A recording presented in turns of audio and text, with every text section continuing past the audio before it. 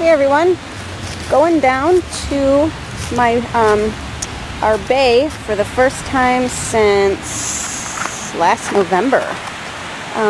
There you can see our what is normally a very, very tiny little trickling creek is absolutely just rushing with water now with all of the snow melt, and it's so pretty, and it just sounds so lovely.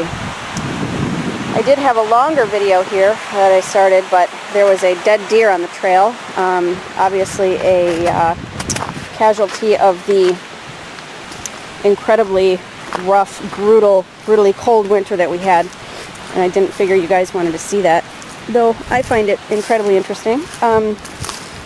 Didn't think everybody would, so I just decided to start over. So this is on the way down. A lot of mush. We're almost melted except for the places where it has really, really drifted high, and there is just this trail is just all deer poop. It's pretty gross. How am I gonna get through here? I'm gonna have to go this way.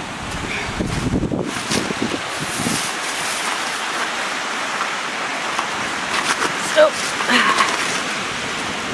the parts that are still snowy are really frozen now, so it's the parts that are still frozen are really slick. So I'm trying not to fall and bust my ass here as I go down. Getting up is another story. I guess I'll cross that bridge when I come to it. Okay.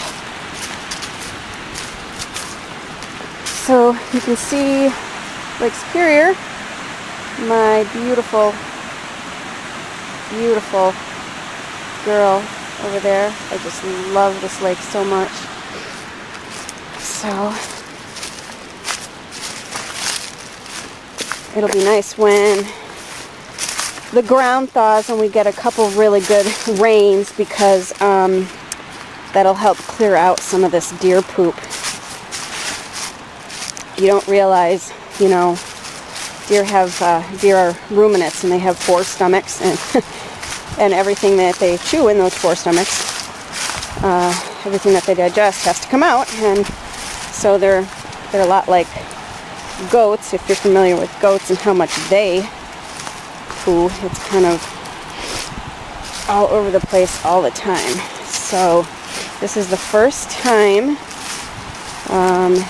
since November, first time in 5 months that I have been down here, and this right here is one of the main reasons that we moved here, up to this cold, snowy environment, because this is part of our property that we rent, is access to this private bay.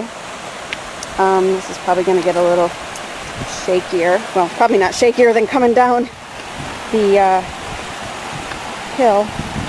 But this is where I go rock hounding, which is probably my most favorite hobby in the whole world, is trying to find Lake Superior agates and all kinds of other goodies down here. It's just so amazing to live in a place where I can do that, especially being right here on Lake Superior. Now you can hear that rushing creek. This, what you're seeing right now is not here normally. It's just because of all the snow runoff. It's normally a little tiny trickle that pools right about there, and then you know, then it just trickles down to the lake. As a matter of fact, we can usually just, it doesn't even go all the way down to the lake, it goes under the rocks. Because it's so small, we usually just step over the rocks. You would never even know that there's a little creek there until you looked inward. But now you can see we've got a beautiful little waterfall going on there.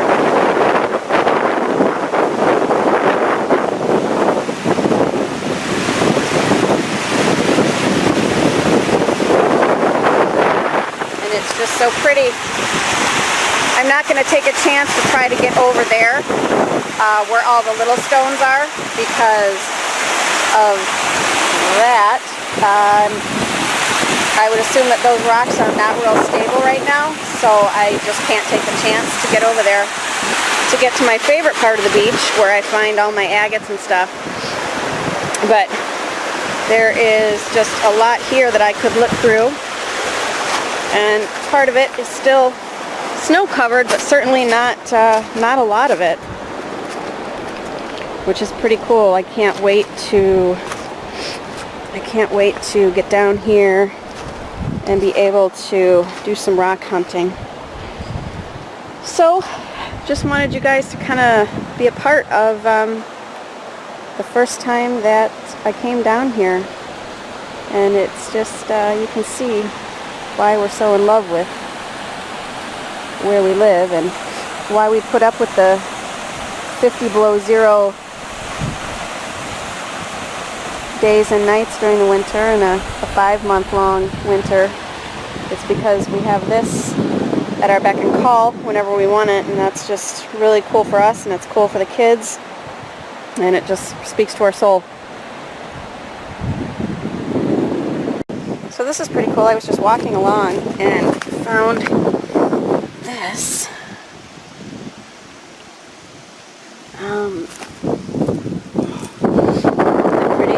Stuff like this all over the beach here. Verdict is still out on whether this outside is Thompsonite or not. If it is, it is very valuable, very collected. And I just thought I'd add that because I just came upon it here as I was walking. Thought this was interesting too. I just found this piece of sandstone. I can tell that it's sandstone just because of the color and the texture and how it looks.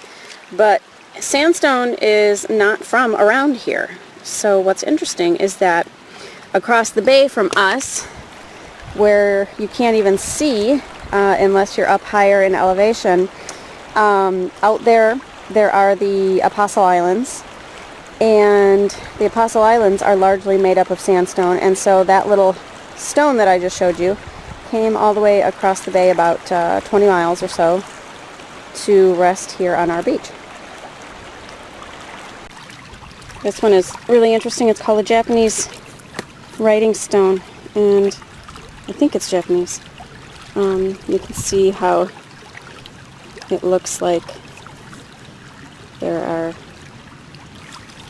written symbols in it, and those are all just inclusions in the stone. Pretty cool. That one's heavy. And this will be my viewpoint all spring and summer and fall long as I go over the rocks, just seeing what I can find. That's pretty cool. It's got some flecks of something metallic in it, along with a bunch of other stuff. But this is why I go home with my neck hurting, because my head is down all the time, just looking for differences. You know, you can see it's mostly gray.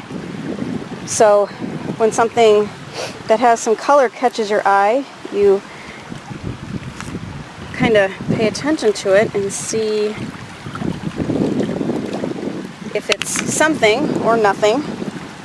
And by something, I mean agates, Lake Superior agates, or some of the other really cool stuff that you can find down here. You can find amethyst,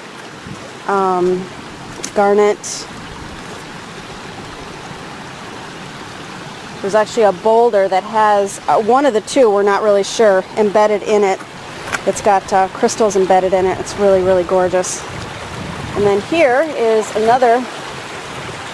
This is usually not even a creek. It's usually completely dry. But now you can see it's so much snow runoff that It's just pouring into the lake. The wind is pretty strong down here today. So this is my vantage point, just like this, when I'm out looking for rocks. And these stones are really hard to walk on because they are not always seated, and so you can slip and break an ankle pretty easily if you're not sure of your footing. The kids are always leery about coming down here the first couple times because it takes a while to get your footing and remember how to kind of think quickly. Here's a really big one. Like, here's my hand, so you can see how large this is. I can't pull out any further, but you can see how large it is. There's some, it's real soft, so it's not quartz. If you can break it, it's definitely not quartz. There's some interesting stuff in there, and that's just a really big version of what there is all along the bay here. Really, really cool stuff. And I know my other rock hound friends are gonna really like this video.